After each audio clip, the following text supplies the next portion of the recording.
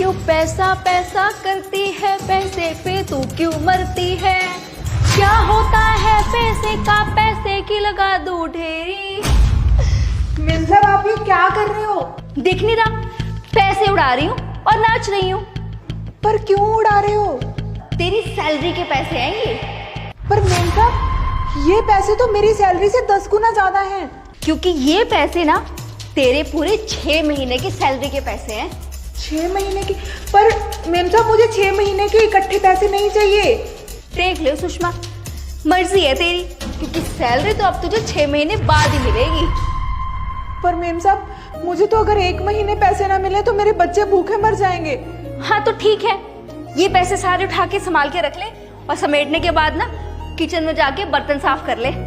कशिश आई।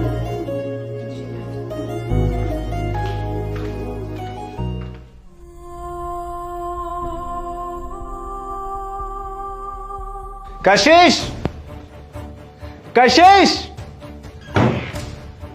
अरे ये क्या कर रहे हैं आप? यहाँ अलमारी में पैसे पड़े हुए थे, तुमने देखे कहाँ गए? हाँ कल ही तो सारा कैश आपने अलमीरा में रखा था, यही रखा था, ध्यान से देखिए ना। 2 बार चेक कर चुका हूँ, नहीं है वहां पे, इसीलिए तो तुमसे पूछ रहा हूँ ना।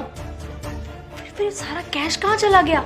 कभी कुछ गुम हो जाता है, कभी कुछ, और आज पैसे नहीं मिल रहे हैं। तुम्हारा ध्यान कहाँ होता है? मेरी वो घड़ी, वो मिली तुम्हें? नहीं, घड़ी तो नहीं मिली। वैसे देखिए मुझे बोलना तो नहीं चाहिए, लेकिन मुझे ना सुषमा आंटी पे डाउट है। सुषमा आंटी? अभी वो यही सफाई कर रही है, हम जाके उसको पूछ लेते हैं, चेकिंग कर लेते हैं, बाकी आपकी मर्जी। चलो। सुषमा आंटी, आपने अलमारी में से पैसे लिए? नहीं बेटा मैंने तो कोई पैसे नहीं लिए। हर्ष उनको बोलो सर अपनी साड़ी की नॉट ओपन करें।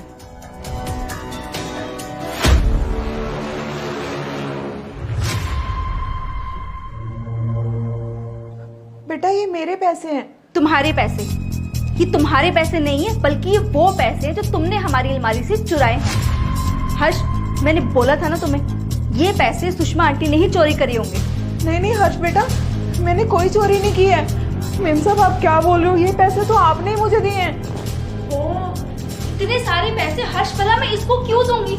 मेम साहब आप मेरे साथ ऐसा क्यों कर रहे हो? मैंने क्या बिगाड़ा है आपका? अच्छा तो इतने सारे पैसे उड़ के तुम्हारे पास आ गए क्या? हर्ष बेटा तुम मेरा भरोसा करो, मैंने कोई चोरी नहीं की है। मेम साहब मैं पिछले 15-16 साल से यहाँ काम कर रही हूँ। हर्ष बेटा मैंने कुछ नहीं चुराया है। सुषमा आंटी आप प्लीज यहाँ से चले जाओ। आप यहाँ से चले जाओ, इससे पहले कि मुझे पुलिस को बुलाना पड़े। प्लीज चले जाओ यहाँ से।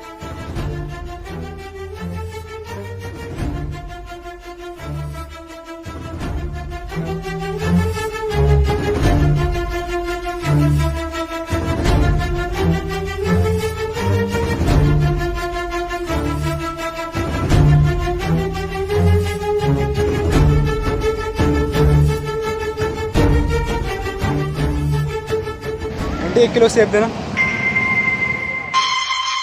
ये घड़ी तो हर्ष बाबा की है। ये घड़ी तुम्हारे पास कहाँ से आई? कहाँ से आएगा क्या मतलब है? किसी ने गिफ्ट करी है और तुम इससे क्या? चुपचाप सेब दो। अरे भाई नहीं बेचने। नहीं है? इतने सारे सेब पड़े तो हैं। नहीं बेचने भाई।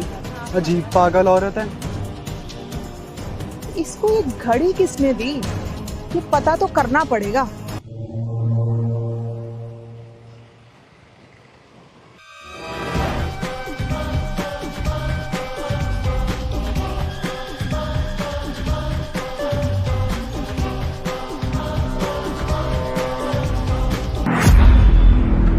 अरे आ गई तुम। अच्छा कशिश मेम साहब तो ये सारा इसका किया धरा है। अरे यार कब तक ऐसे छुप छुप के मिलते रहेंगे? ये बात तो हर्ष बेटा को बतानी पड़ेगी। तुम टेंशन क्यों लेते हो? तुम्हें पता है मैंने अपनी काम वाली के ऊपर ना चोरी का झूठा इल्जाम लगा के उसे नौकरी से बाहर करवा दिया। मेरे घर पे भी कोई नहीं है, मेरे हस्बैंड भी जॉब पे चले गए हैं। तो एक काम करते हैं, मेरे घर चलते हैं। चलो।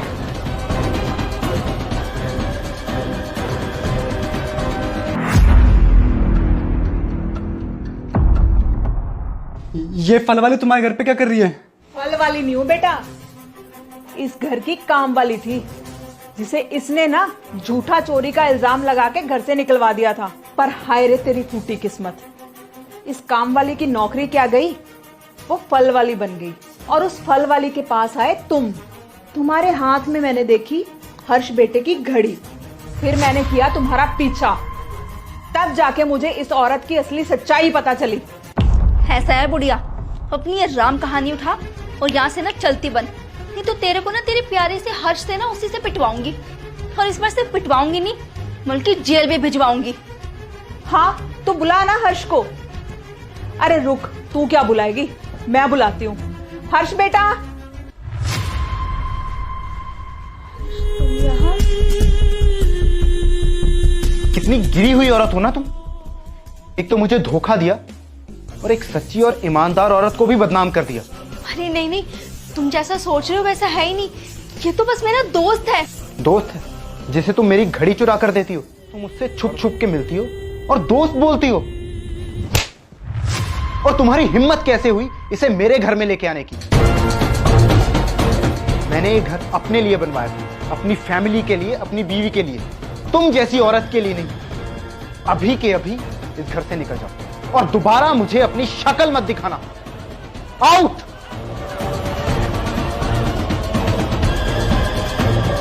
Sushma aunty, I am really sorry, मैंने आपकी एक भी नहीं सुनी।